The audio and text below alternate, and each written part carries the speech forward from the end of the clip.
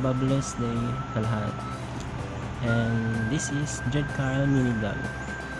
At kwentuhan kayo about sa journey namin kung bakit napunta kami sa lugar na to.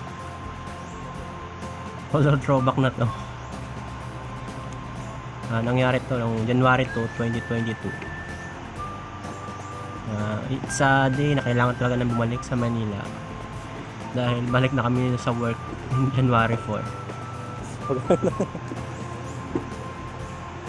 Noong araw na yon, January 2, 2022, samang panahon dahil amihan season sa lugar namin. At ganun, pumuloy pa rin kami. Marong pag ganin. Dahil nga samang panahon, pagdating namin dun sa San Jacinto Port, sad to say, wala daw biyahe dahil may gale warning. Nag-issue ng ang coaster na wala talagang biyahe. Wala kaming choice. Hindi bumalik. Makaradok na sinin. Iniwala namin gamit namin sa makilala namin sa Batuan, sa municipal namin, at dahil mahal at mahalon nga, walang susundo sa amin.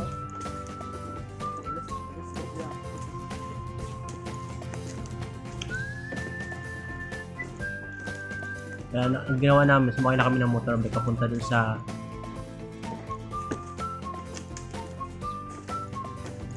Aroroy. Roy Roy. Kung saan ang pinakadulo ng kalsada papunta sa amin. Kaya doon kami nakakarating sa itong lugar na to, sa Bongsang Lai Natural Park. Actually, dito first time na nakapunta ako dito. So, ayan. Ito ang second time ko. Doon nakaraan nung napunta kami dyan, nasira pa talaga yung mga daanan. Ngayon, ang ganda na. Taliw ko kaya nag-video na lang kami. Yung nasa 2 hours na pangilakad namin punta sa nasa 2 hours din. Ngayon guys, ang ganda-ganda.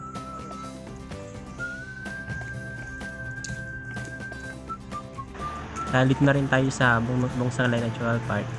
Pan-trivia na lang po tayo. Search muna natin kung saan matagpuan, kung saan located tong lugar na to. Located po ito sa Masbate, Ikaw Island. Sa Kansara. No? Para di na tamagal sa bukid. Kaso babasin eh. Sa Batuan. Sa kaduluhan po siya ng Tikaw.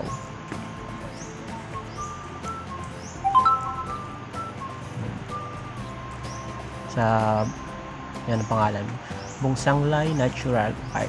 Pwede yung motor din, no?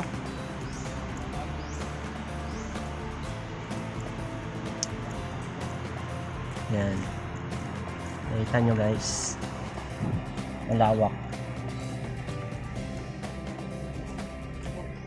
Gibraltar, yan sa barangay po namin. Tapos sitio Bongsang Lai, sakop ng Gibraltar. Tapos yung Bongsang Lai Natural Park, napagitnaan po siya ng sitio Bongsang Lai, then sitio Biton, na sakop ng Roy, barangay Roy.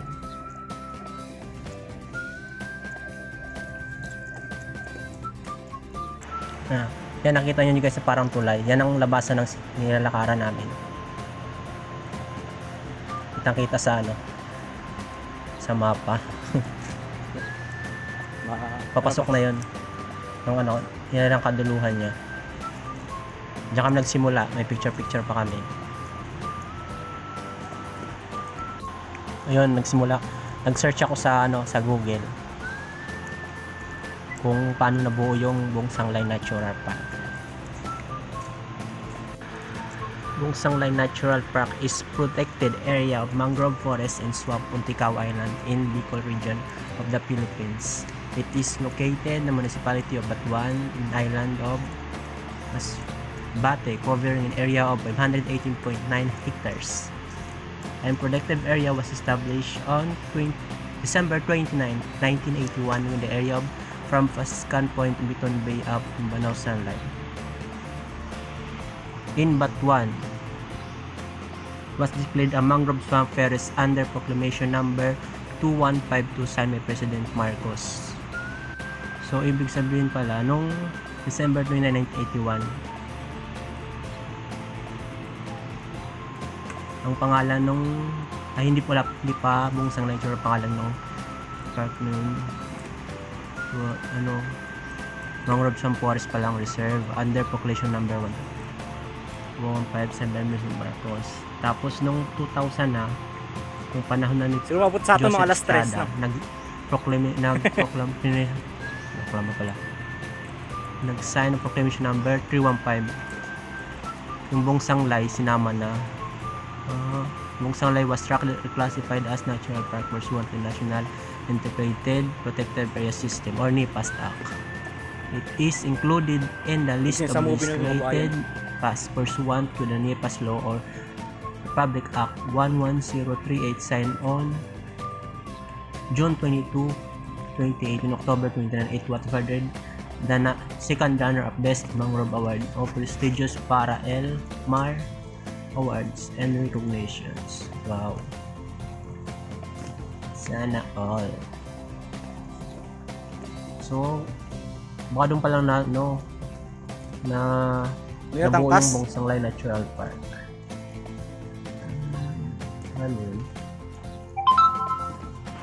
Bungsang Lay Natural Park is the only remaining primary growth mangrove forest in the Bicol region as all the other regional mangroves has been replanted. It is located in a barangay of Gibraltar and Moreira near the southern tip of Ticao Island by the Biton Bay facing the Ticao Pass in Samar Sea. There's also 1,000-meter canopy walk that traverses the park of patrolling and recreation purposes. So, nilakaran namin. Tapos, the park hosts 32 species of true mangrove dominated by the Rhizoporas, which included Avicennia species, Avicennia officinalis, which was declared the biggest mangrove tree in the Bicol region during the search conducted in C 1998. Oh. Yan guys, laki niya Malaki. sa personal. Laki Pero sa po. video parang hindi. Pero laki niya talaga sa personal. Yan, Miyapi. Also Tawag supports yung kawin na yun, 68 avifauna species including mangrove heron, Pacific reef heron, little egret, wandering whistleduck, white-collared kingfisher, Pacific swallow, common emerald dove, zebra dove, amethyst dove, brown dove, common cuckoo, river kingfisher, triller, grey-winged wagtail, gray-tailed tattler, and endemic Philippine duck. In addition to species of amphibians and living species of reptiles have also been observed in the park. Ang kalahin yun, daming mga creatures na buhay. Di pa yun mga ibang na pagkakitaan ng mga tao din sa amin. Naging silbi na rin tong sanctuary ng mga isda.